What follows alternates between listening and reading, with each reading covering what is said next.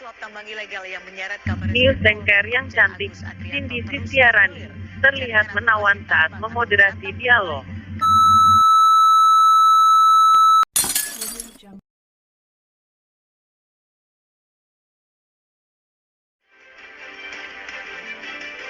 Kasus dugaan suap tambang ilegal yang menyeret Kabareskrim Polri, Komjen Agus Adrianto terus bergulir. Jaringan Advokasi Tambang atau Jatam menilai kasus pertambangan ilegal yang melibatkan oknum polisi adalah modus lama.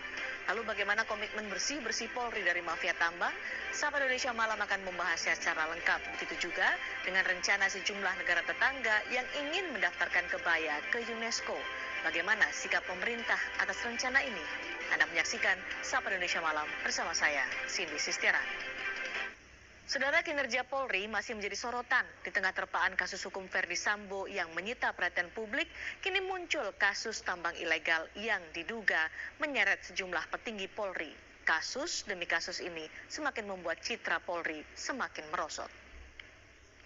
Bagaimana langkah perbaikan citra Polri dan bagaimana dampak kasus dugaan suap tambang ilegal ini mempengaruhi citra Polri di mata publik?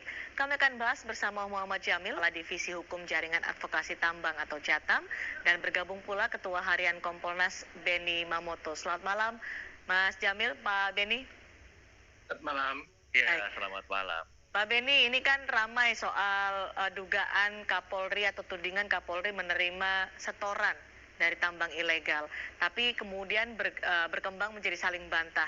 Kabareskrim membantah bahwa ia tidak pernah menerima setoran itu dan bahkan menyerang Verdi Sambo yang dalam pernyataannya adalah ya kasus Yosua saja mereka tutup-tutupin. Ini akhirnya muncullah kesan bahwa ini adalah perang bintang yang terjadi di Polri. Tapi kalau menurut Anda, Pak Beni, betulkah itu terjadi? Ada setoran kepada Kabareskrim atau ini adalah perang bintang? Ya, yang perlu disampaikan di sini adalah membenarkan bahwa ya memang ada data terkait dengan setoran tambang ilegal kepada petinggi-petinggi Polri. Ya, kekalahan pahit yang harus kita akui hari ini ada SDM saja merilis ada ribuan titik pertambangan ilegal se-Indonesia. Artinya ada pihak yang tidak bekerja untuk melakukan penegakan hukum.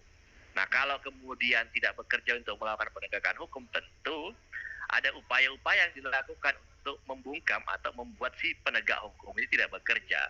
Dan kami di Jatam itu menduga kuat salah satu modus untuk membuat aparat penegak hukum tidak bekerja adalah melakukan upaya-upaya dengan godaan setoran tunai. Saya kira itu.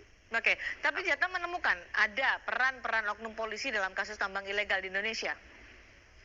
Ya, kalau yang video yang beredar, misalnya Pak Ismail Bolong, nama-nama itu sesungguhnya sebelum video-video beredar viral seperti saat ini, nama-nama itu udah beredar di kampung-kampung, apalagi misalnya di wilayah Parangkayu atau di beberapa wilayah di Samarinda. Dan maksudnya nama-nama itu termasuk nama Kabareskrim? Belum, nama operator lapangan yang biasanya kalau di tingkat Oke. Sudah beredar di masyarakat. Jadi